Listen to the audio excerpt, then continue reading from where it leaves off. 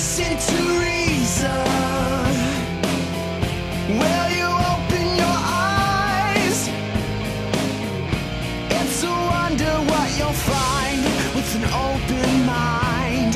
You may be surprised. Yeah, gotta get away from this illusion for the sake of the world. This delusion, it's gotta go.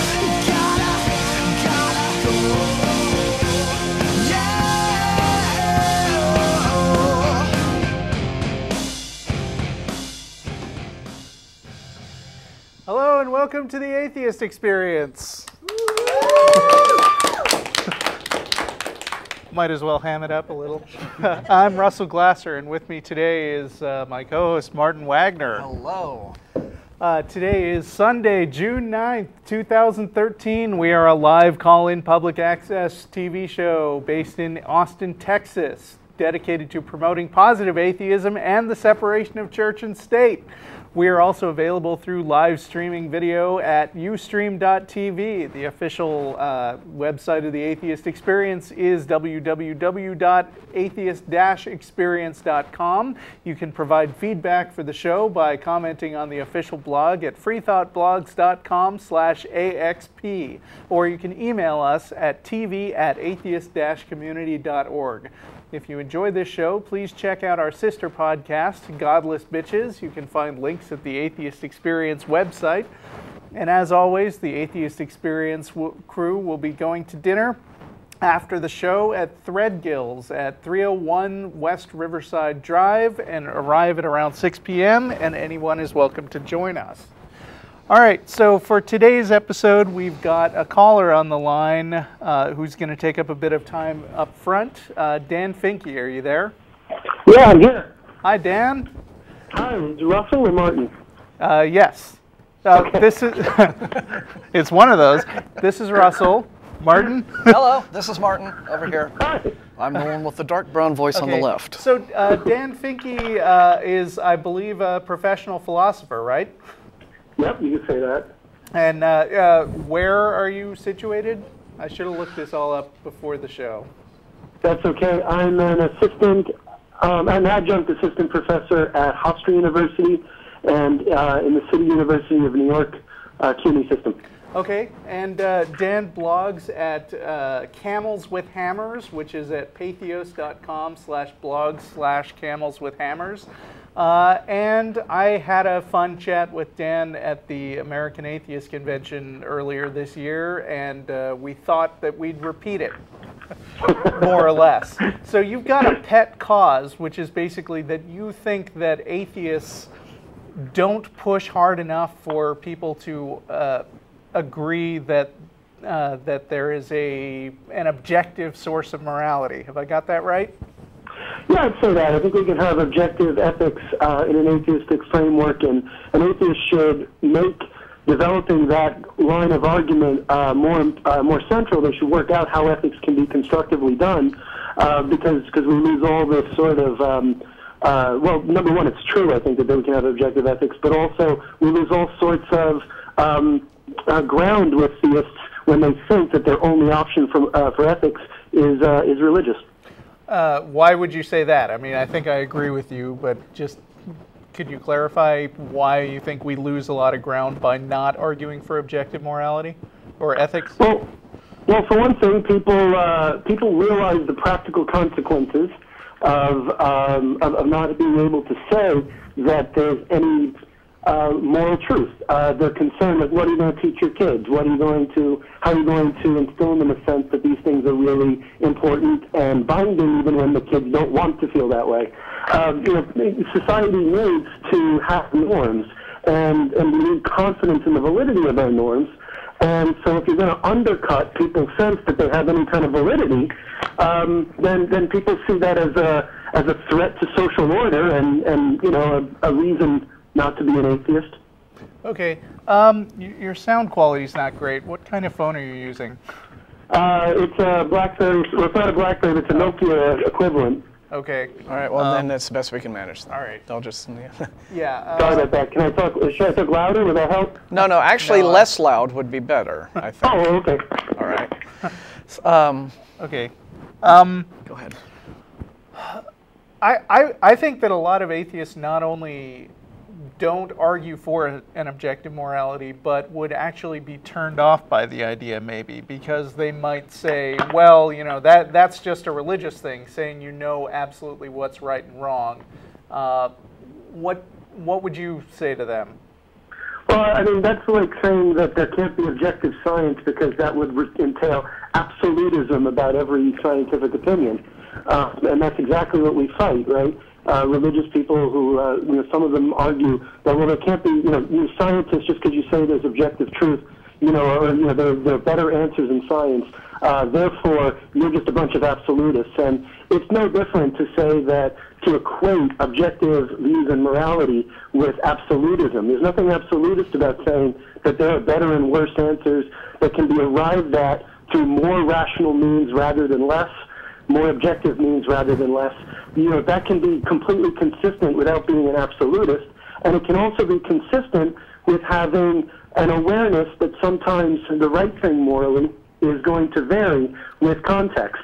Most of the moral realists of our writing today that I read are very aware that morality has to be situationally sensitive to be genuine. And so we, you know, we buy into a false dichotomy where the only choices are absolutism and relativism. We don't believe that about truth in science. We don't think that it's absolute perfect truth or nothing.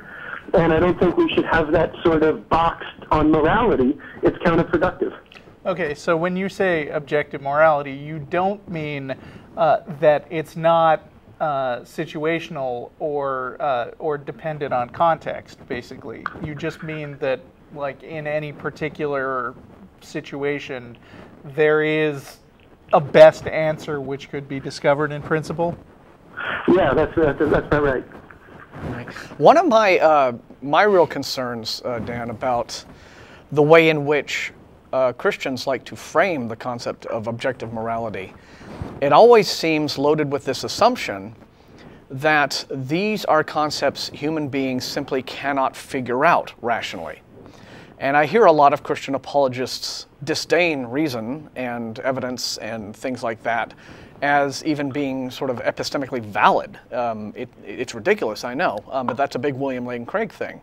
And you know, it just seems to be a big kind of intellectual dodge. They try to get around the necessity for rational thought and evidence simply by declaring by fiat that those things are utterly irrelevant to knowledge, and then they can, at that point, make a case for faith. And so I see this as all Christians' approach to objective morality being kind of tied in with a misology, you know, a hatred of, disdain for reason itself. And so how would you suggest would be a good way to, and I think a lot of atheists are conscious of that. You know, there's a whole idea, you just can't, really? You can't figure out that it's bad to kill a guy unless God tells you every single time?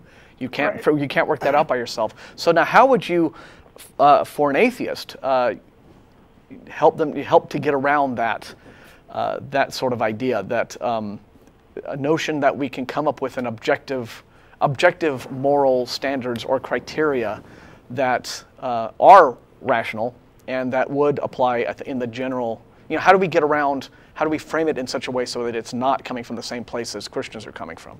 That's what I'm trying to say. The first thing I would say, just a quick counter-apologetic point, is that if they were really right, that there were no rational basis, then they have no way to say we should obey a God or not. They have no way to say any kind of rational, like if they really don't think it's rational, then they can't make the appeal that then they know that they should just trust God because they can't trust their own reason, because it requires their own, they have to make a judgment it's the right thing to do to go trust God, so they have to have some reason involved, and usually they're being very disingenuous because they're assuming you are invested in morality and that you do know there are good reasons for it, and that's why you're going to be spooked. Right, yeah, I've always thought that too, because if a religious person says to you, well, there must be a God because then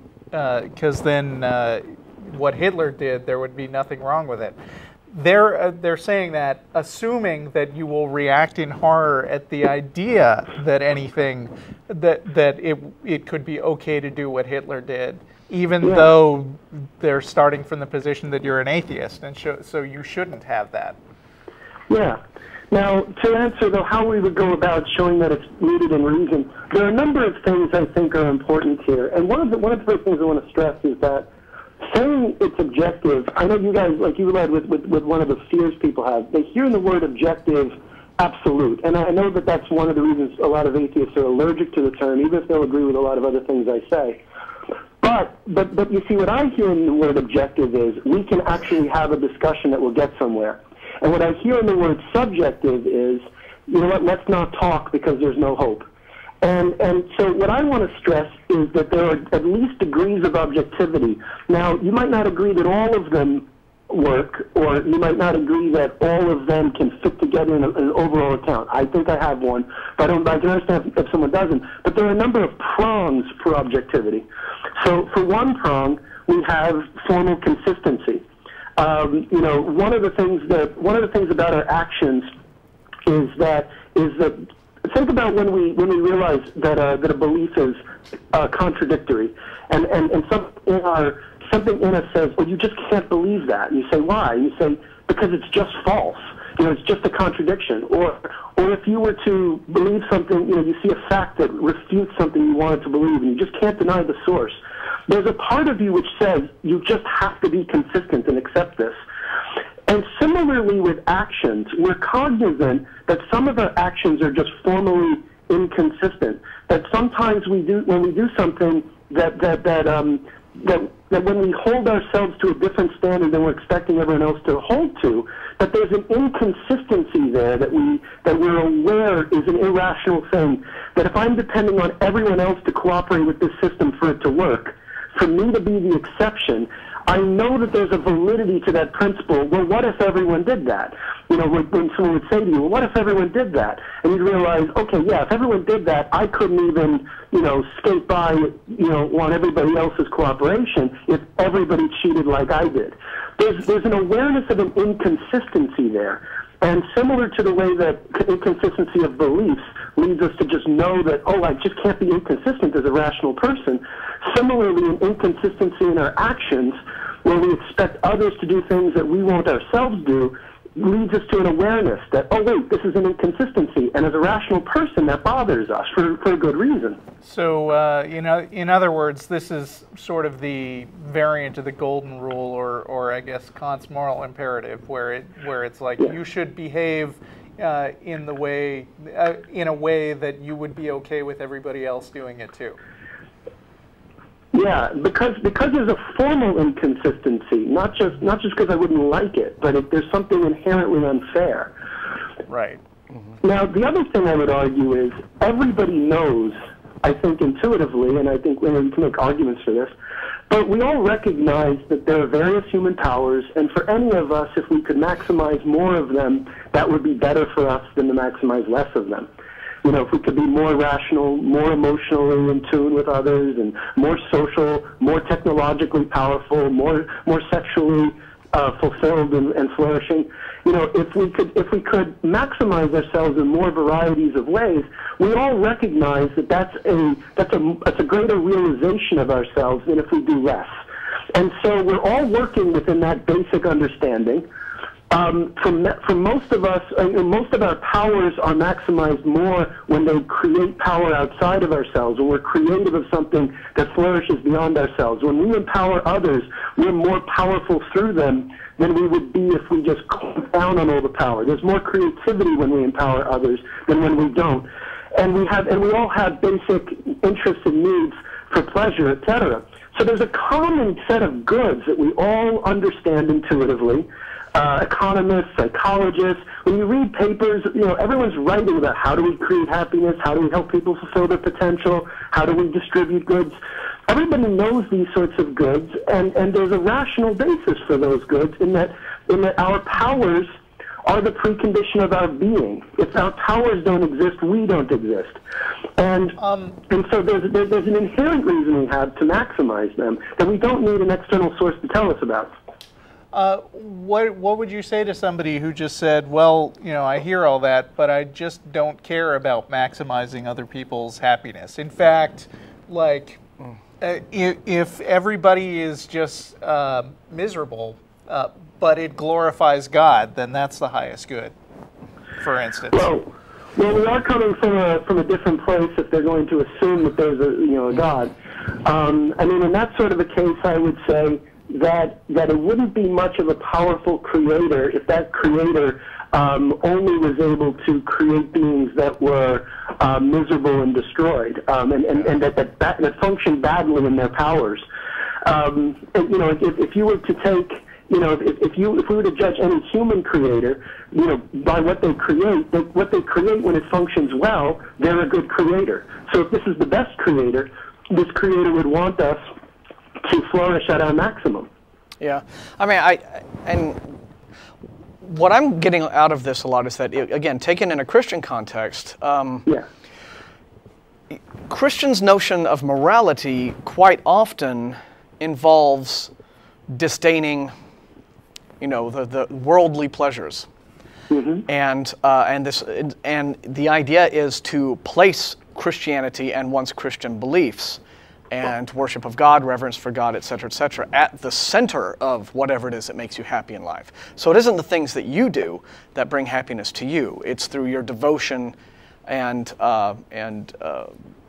worship to the Lord. You know, it's how much time you spend in church. Or not even that. It's just you know, do you walk with Jesus? Is that the walk you take through life? Like every day, you know? It's all tied into the level of devotion to the Christian belief, and it's not even really about personal fulfillment and having, you know, and certainly not about things like sexual fulfillment but what you see at the same time are, and this I think is the core moral hypocrisy of particularly American Christianity, and I think you might even say, you know, Catholicism with the way the Vatican's run, which is that you know, the pastors say all of this, and the flock dutifully follows it, and they tithe and they pledge and what have you. But these same ministers are living in opulent mansions, and you know, have, you know, 9-figure bank accounts that are tax-free or often some safe haven, and they're certainly enjoying the worldly pleasures. And so it's really kind of a big con, and atheists always love it when one of these guys ends up, you know, exposed in the media for being a big fraud, and yet the con still sells. They're still able to sell this moral message of, you know, just sacrifice and self-denial and turn your life over to Jesus and you know, even the last to the last dollar that you have. And of course, they're living it up in their limos and their hot tubs with their hookers and what have you. And so, you know, when you have that dishonest a moral system that has so much impact on that so many people still follow it and accept it and believe that it's valid, how do you counter that with an actual rationally based concept of you know, secular rational objective morals that someone will buy? Especially when you work out, you know, the notions of heaven and hell and your eternal punishment if you don't toe the line into the sales pitch, right? And so how do we overcome that? Well, one of the things that Nietzsche does is Nietzsche argues that whole idea that actually being a small and humble person who has nothing and who is nothing and is, you know, like Nietzsche challenges that idea as what he calls a strategy of ressentiment. It's a strategy by which somebody who can't have excellence and power and all the great things I just described, they console themselves that they're really the better ones because they're so small and inferior, etc. And so there's a large appeal to it where that sort of an ethos tells people who feel small that they're okay being small and they can kind of embrace their smallness. And so I think that there's something to acknowledge about that, where you can say, look, this is useful to people who want to keep you feeling small, but it doesn't make any sense for a God to create you with all these powers just to thwart them. You know, it would be like, could you imagine taking your kid, you know, would you get your kid genetically engineered to have greater intelligence just so you could, you know, force them to never go to school and frustrate them so that they, it doesn't make sense to give you these powers in order to tell you not to flourish in them to their maximum. And everybody knows it intuitively. Now, what I can affirm in them is say, look, I think there's something good going on in those religious beliefs, in that I think what's happening is that because people abuse power, because people, when they look after themselves, they tend to be narcissistic and only selfish, there are moral codes which try and overcorrect in the opposite direction. So they overcorrect about how much you have to be selfless, and they overcorrect because there are ways that morality requires us to, because morality is often the set of rules for curbing ourselves so we're not selfish about our pursuit of power, right. but so that you we're cooperative. mean like, for instance, Jesus saying, if you would be perfect, then sell all that you have and distribute it all to the poor. Yeah, well, that's it. Yeah, that kind of thing is, that's a test. But this always drove me nuts because when I was an evangelical Christian teenager, I did believe that that ethics wasn't that my sexual abstinence wasn't hurting me. I believed that this was leading me up to this better reward of this perfect marriage, and it would work out in life. I always believed my Christian virtues would lead to a better life. But it was funny when I asked my mom, and I said to her later on, I was a little bit bitter about being raised this way, and I said to her, why did you go to this extreme, why was, teaching me this, like, totally no sex till marriage, kind of like extremism? And she said, well, we just didn't know it would, take it so literally. And I think that a lot of religious people have that attitude, that they kind of know their kids aren't, they kind of know morality is something you're going to fail at, but they want us to aim the bar really high so you'll hit, so when you fail you'll be closer to good. And I just want to argue to those people that there's no reason we can't teach people a balanced perspective to aim right at the good. Well, and I think that they concentrate, when they talk about moral issues, on the most trivial things, right? Yeah. I mean, they concentrate on, whatever your, not just a person's sexual habits, but they concentrate on things. Christians get all bent out of shape if you use swear words, right? Like, that's a big moral tell for them. If you're somebody, who drops an F-bomb in a Facebook comment, you're the most immoral person alive. But, if you're a racist, a homophobe, a bigot, if you're, all these other, if you vote for politicians who, well, wait, that's all of them. I was going to say politicians who lie and steal. But you know what I mean? It's like there are so many real, serious moral concerns going on in the world, and I see so many religious fundamentalists concentrating on, really small, insignificant things, and perhaps it's because, it's easier to knock those down than the really big issues, and pretend to be pious that way. Yeah, I mean, I think there's a couple things going on. That reminds me, yesterday, a pastor friend of mine put up a picture, and it was Jesus offering fish and loaves, and the people were going, but is it vegan? Is it, that's got gluten in it? And then another one, and another one was concerned about some other modern health issue. And and he was like, sigh, oh, look at these liberals with all these inane concerns. And I'm sitting there thinking, wait a minute, you're the guy, you endorse Leviticus with outdated Picayune concerns, right? But what I would say to that is that there's a couple things going on. One is that I think that those things are more cultural markers than genuine morality issues, and I think that they put a lot of stake in abortion and gay rights, et cetera, because those are key identity markers. And I think that's what accentuates those things. So in other words, they're just tribal identifiers more than actual fundamental right and wrong issues in some way. Yeah, because politically they've evolved into what their in and out group membership is about.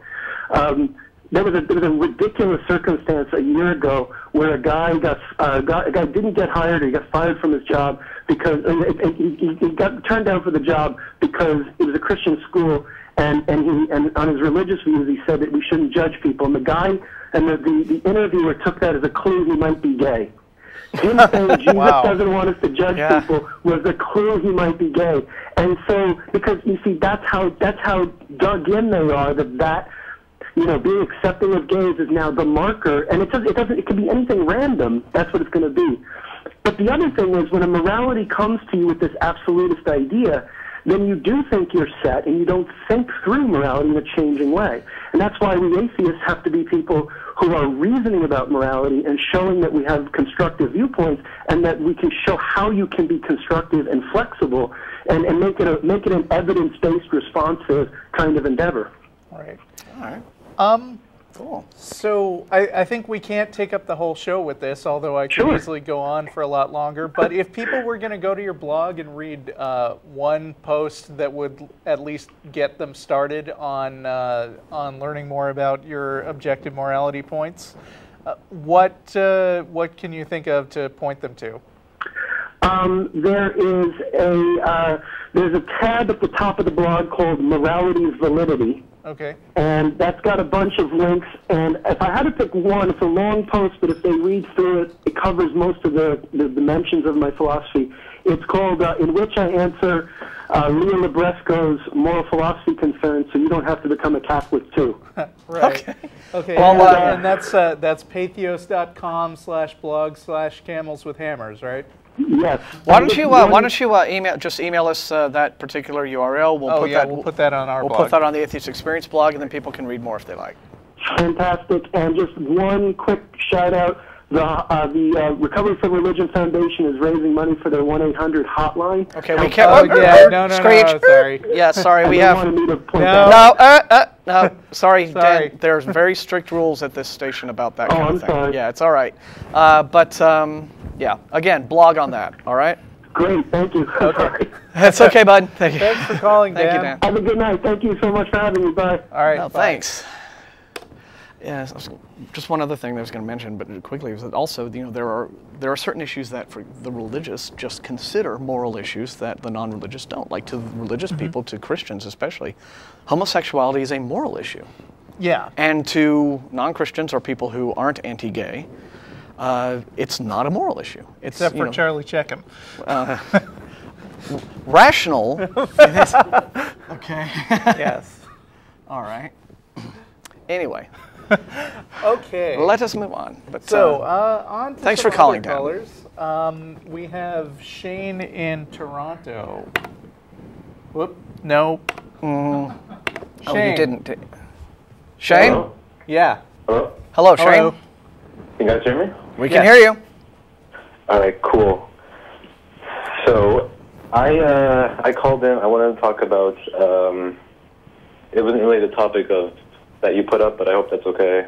No, Yeah, fine. no, No. we never stick to a topic. Okay.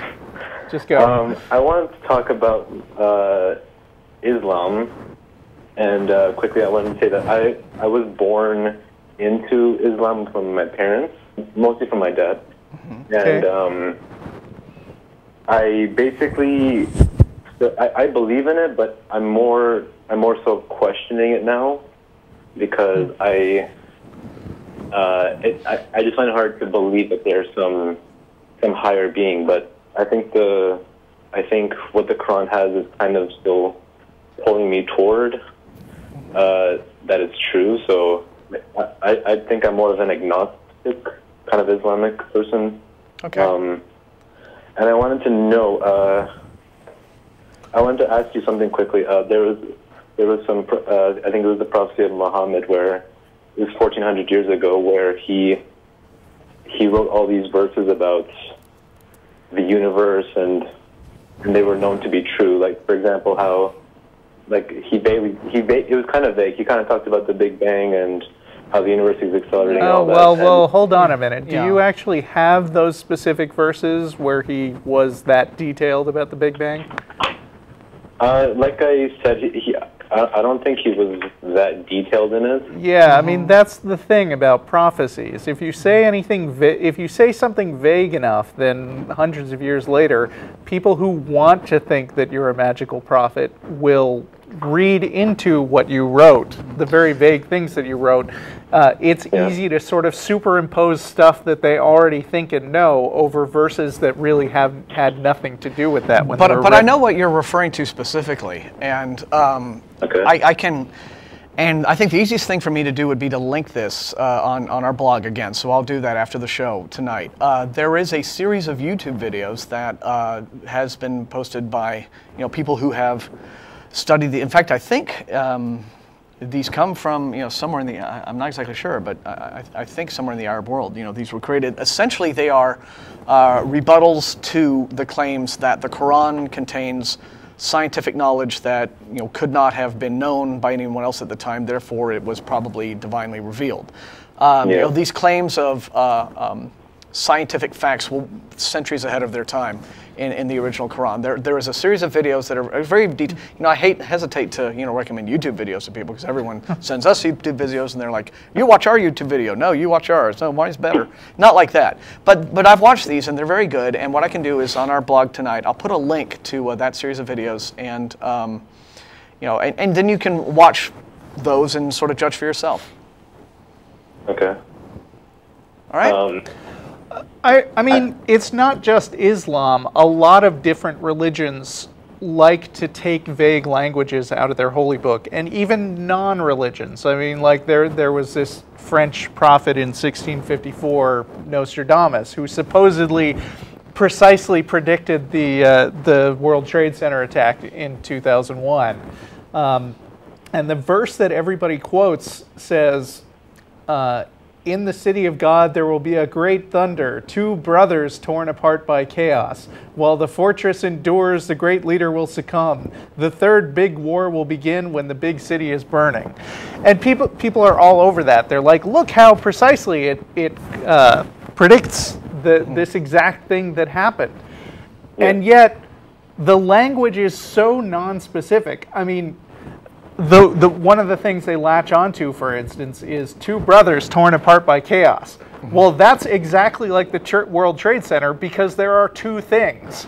And that's really what all they have to go on. And I feel like if you look at these Islamic prophecies more closely, you already said it yourself. They're not very specific. And after an event has happened, or after a scientific discovery has been made, it's easy to look back on words that are that general and try to make sense out of them by claiming they were a prophecy for an event that other person really didn't know about.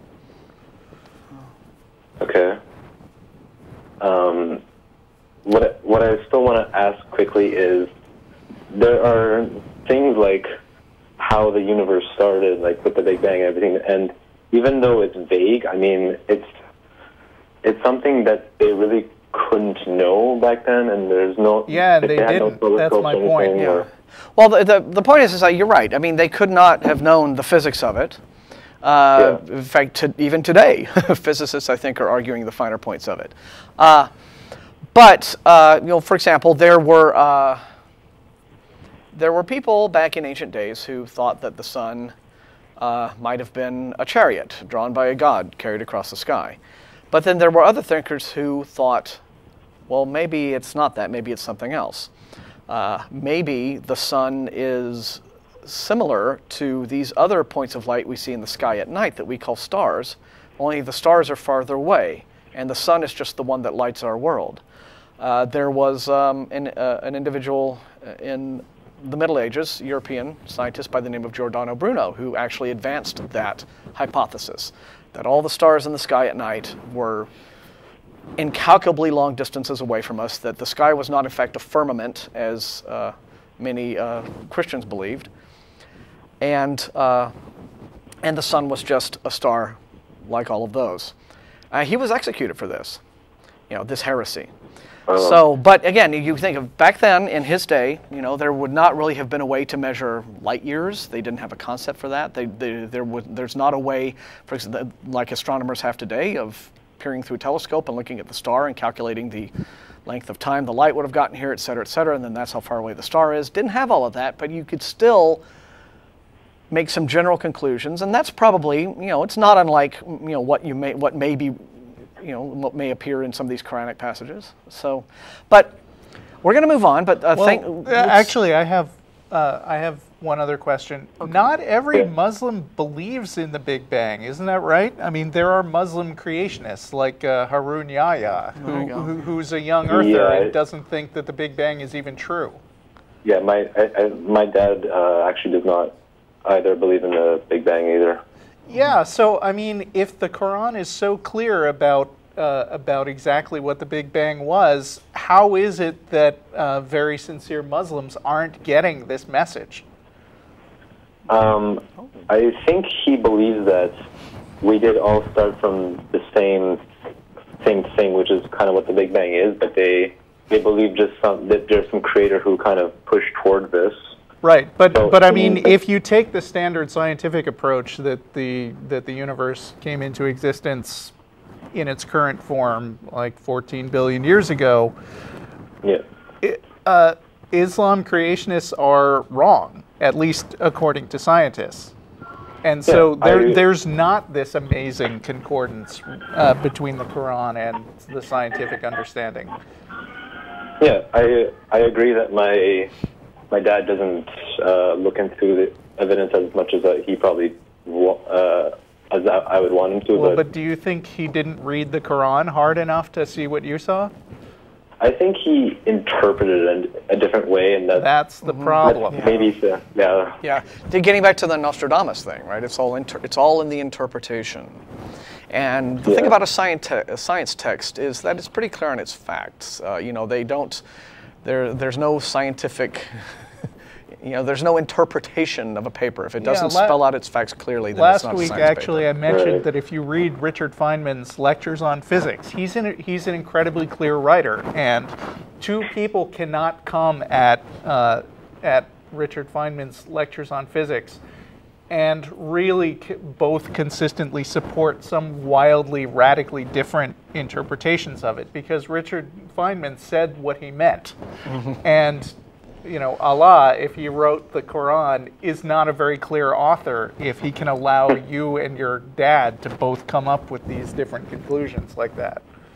Yeah, I agree. And that's sort of why I'm questioning it, because I agree that it's not clear, and I would think that some higher being would want to make it clear for us, not make us work so hard to try to interpret it the right way. You'd think so. Yeah, but I mean, on the other hand, it's totally consistent with just some guy writing down what strike him at the time as profound thoughts. Or many scribes over many years. Yeah, I'm not sure. Well, yeah, okay. So. Right, yeah. But that's interesting points, Shane. So. Okay. Thanks for the call. We really appreciate it. Yeah, thanks. Thank you for taking my call. All right. Certainly. You have a good Keep day. asking questions. All right, you too. Bye. Bye. Okay. David in Chicago. Been waiting a good long time. Hello, David. Hello? You're on. Thanks for waiting. Yeah, thanks. The whole long-time watcher, first-time caller thing. Okay, we can skip past that. Yeah. No, it was actually pretty important because I consider myself a weak atheist, and so I regularly go through periods where I question it again, and you guys help explain a lot of stuff. But my question and topic that I was calling today for. All right, I understand, or at least up until yesterday, I was pretty comfortable with the idea we're all Americans, we got some free speech, we have some no establishment clause, everybody thinks their own thing, and if you disagree with somebody, well, just tell them. And if they don't hear it, well, they don't hear it. Everything's cool. Okay.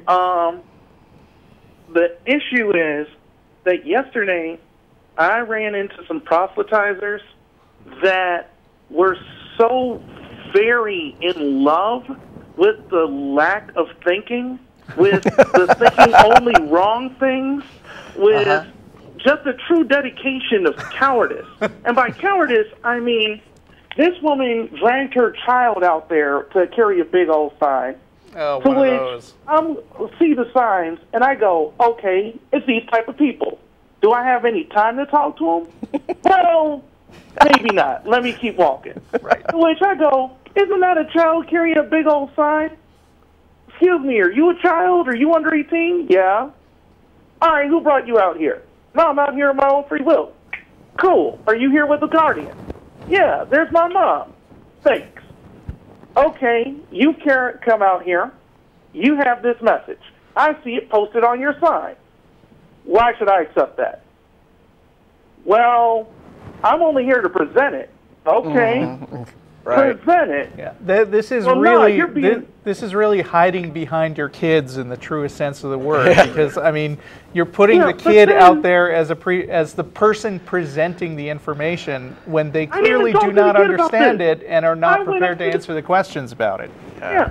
And then I went up to the parent because what am I supposed to do? Be mad at this kid dragged out by their only source of food? Right. No.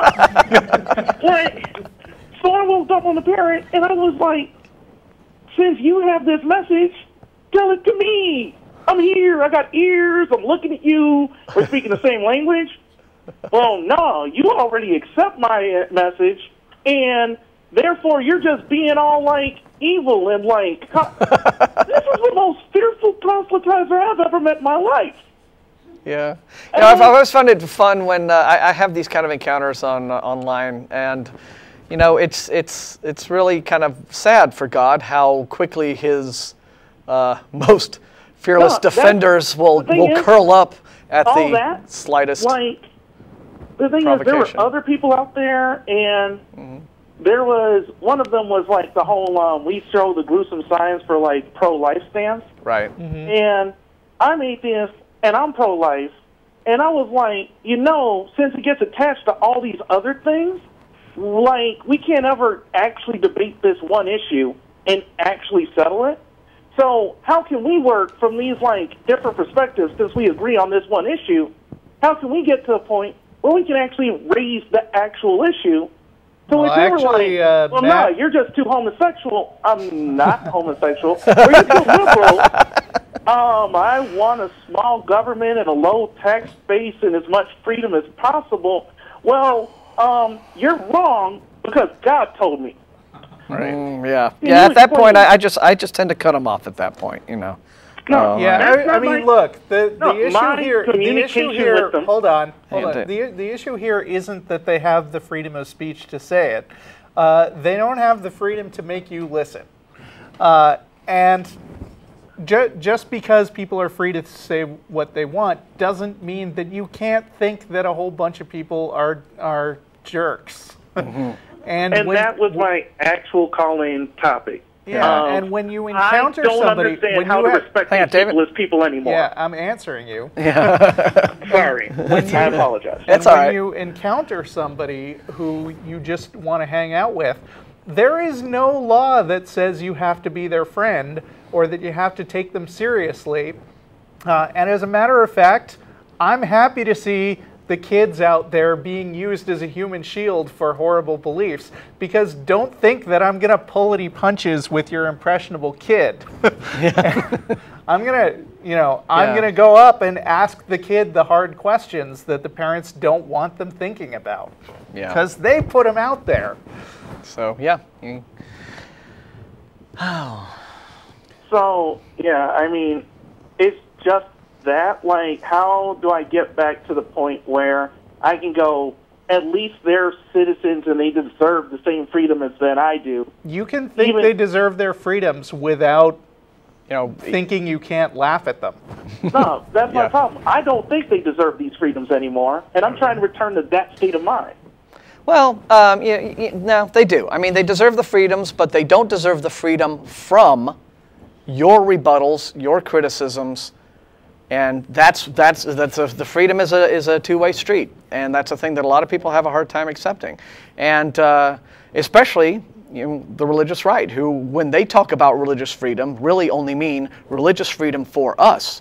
And when you tell them, oh, but wait a minute, if there are these government programs and they're going to start giving money to the church, in violation of the First Amendment, but let's say, if the government starts supporting religion, doesn't that mean all religions? Doesn't that mean that the Muslims and the Hindus will be allowed to say prayers in public schools too? And then they bluster and they go, oh, well, no, because our country's a Christian country. But so it's very clear they only care about the special rights, right? So yeah, they're free to spout their BS, but you are just as free to let them have it with both barrels, metaphorically. So anyway, no violence. Yeah, don't support it. Yeah, no one was suggesting that, except my lower brain. My forebrain fortunately stopped me from punching the dude in the nose. Yeah. But, good old forebrain. You don't get to keep the high ground after you punch the dude in the nose, and especially not the kid. So buy your forebrain a beer. Well, thanks for, like, you know, trying to uplift my spirits. I'm, like, trying to, like, still think of people as people rather than, like, Christians. Well, you know. Yeah, but you can be a Christian without being a butthead, and these people were not. So it's, and, well, again, that's the freedom thing. You can be a butthead. Yep. Freedom to be a butthead with no forebrain. I Just a support big it. butt on your head. Let's move on. All right. All right. Well, thanks for your input. Thanks, David. Bye. Alrighty then. Thomas in San Marcos, Texas. Thomas? Hello. Hi, thanks for holding. Hey, no problem. I have a question, and I know that first guy it sounded like he had quite a bit of experience in philosophy. I have had one philosophy course, so I am not to be taken too seriously on the subject. But I was raised Catholic, and in the last month I pieced together my atheism. And my question to you first is, do you agree with or subscribe to the quantum theory that there are more or less an infinite amount of universes or possibilities? That is not what quantum theory says. Okay, excuse me. No, it's a loose interpretation of Schrodinger's cat mixed with another one I don't know the name of. Not to say, no, I may have just misspoke, so I'd like to clarify. I'm not saying that there are infinite possibilities. The idea that one decision made left versus right creates, if you agree with... You're talking about the many worlds hypothesis. Yes, sir. Okay, and you make a decision, then the universe branches off into whatever alternate universes. It's called the many worlds hypothesis for a reason. Yeah, it's not called the many worlds theory. And the hierarchy of knowledge in science, hypothesis is just the idea you start from, and then you work and you build your evidence, and it takes quite a long time before your work gets accepted as a theory, because once it's a theory, you actually have to be able to make predictions from it. It has to do a better job of explaining existing conditions that are observable than any other explanation out there. So, yeah, it's a hypothesis. It's led to a lot of really interesting science fiction, and but neither of us are quantum physicists, or I don't want to jump into this as if I know what I'm talking about. The trouble with quantum mechanics is that it has a lot of experimental results that result in really weird and confusing outcomes. And I do have some level of understanding about what those are, but people have come up with all kinds of ways to make a theory about what explains the behavior of things at the quantum level.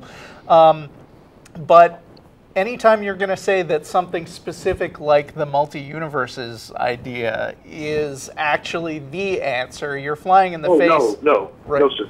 No, but we're just giving this as an example. Right. Sure. Okay. And then a lot of New Agers like to exploit the fact that it's really confusing. In fact, if I could quote Professor Hubert Farnsworth from Futurama, he said, as Deepak Chopra taught us, quantum physics means anything can happen at any time for no reason. That's really what a lot of people think about quantum mechanics, especially Deepak Chopra. But they're talking out of their butts. Well, it's just a thought experiment based on, like you said, it's a very, very,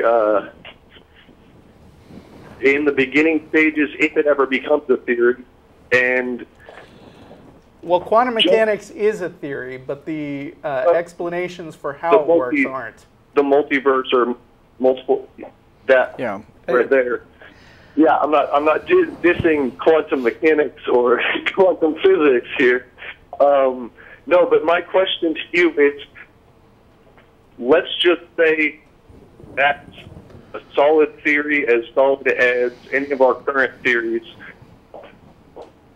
Would you believe in the possibility, not existence, but the possibility of existence of some kind of,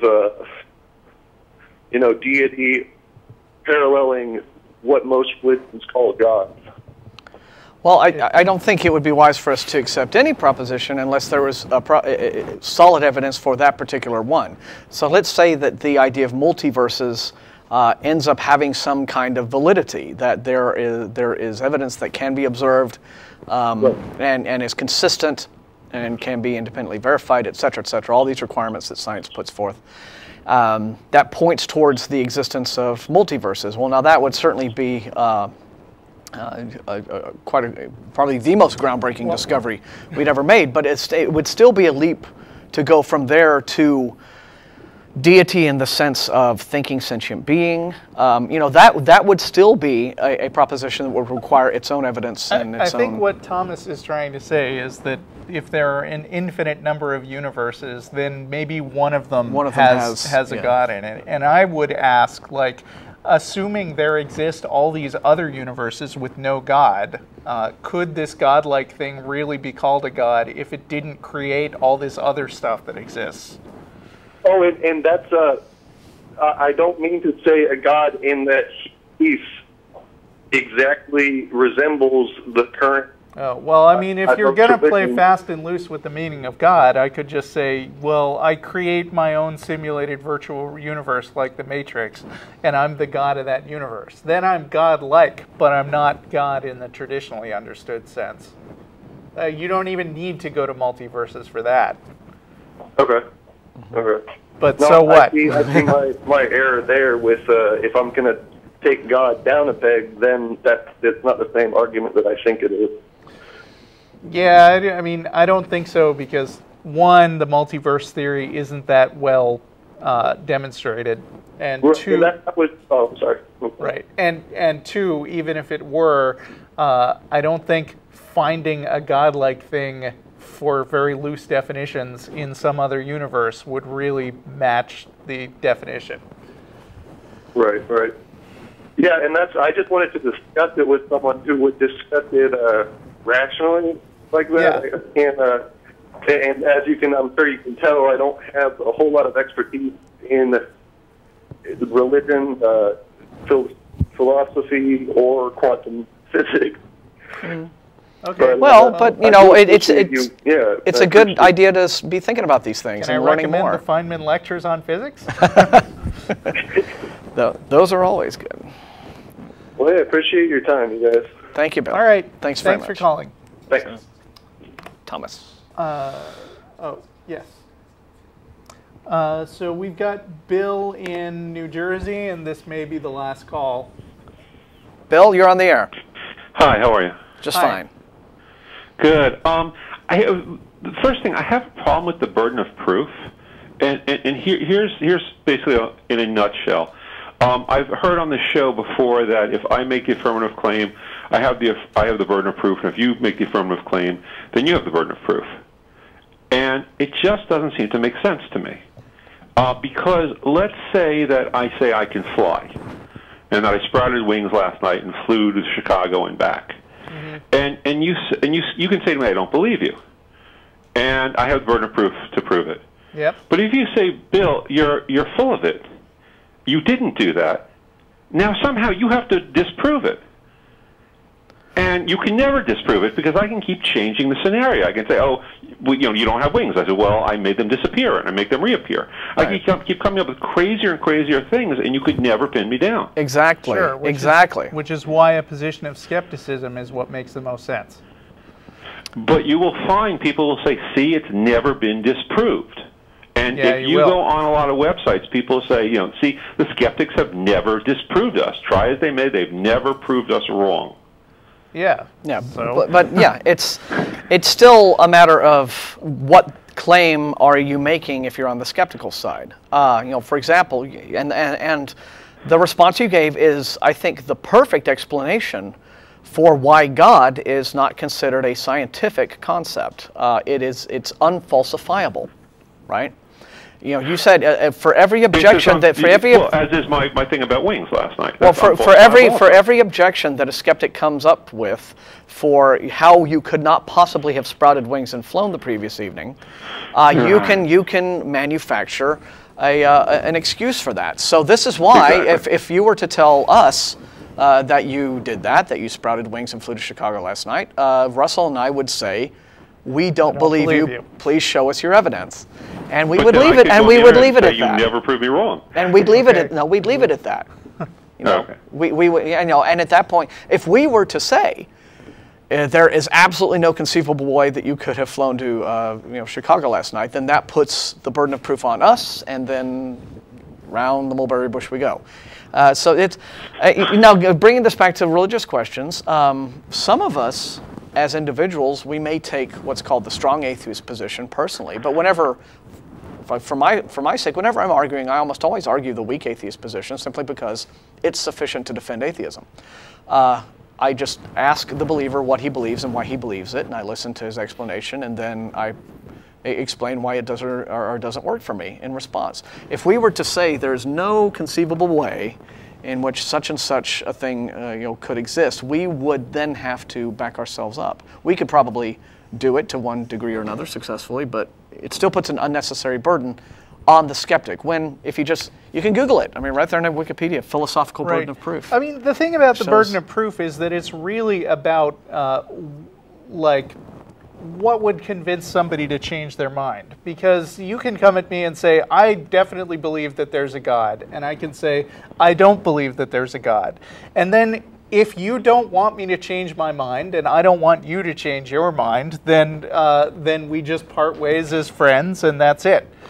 But if you want to make a convincing claim that says, I believe in my God and you should too, that's where burden of proof comes in. All right. Well, then make an affirmative claim again. Right. And if I were to say you're an idiot for believing in God, which I don't think, but if I were to try to make that case and say you should quit believing in God,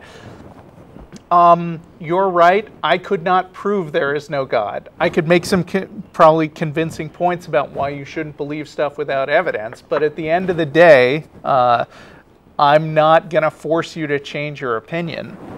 I don't think you can disprove just about anything. You can't disprove that I didn't sprout wings last night. No, but I mean, that's why you should care about believing only things for good reasons, because otherwise you'd just be super gullible. You'd go around believing that people are sprouting wings and flying all the time. You'd believe that you can fly, and then you'd maybe step off the Empire State Building, and the results would be kind of ugly, because there is a reality out there, right? Right. And I've had this similar argument, between a Christian and I, where the Christian was asserting very confidently that everything was a belief, that there are no facts, there's no truth, everything is a belief. And I tried to, say, well, go ahead, walk across the crowded freeway with your eyes closed and see how that, believing you won't get hit, and you'll see how that works. But we're completely out of time. If you can hold on a minute, we can continue this conversation, but off the air. I'd be happy to do that. All right, thank you very much. Thanks, and that's our show. Thank you, crowd. Thank you. Hey, guys. Thanks, Martin. It's been fun, and thank you, Dan Fincke. Check out his blog. Bye, everyone.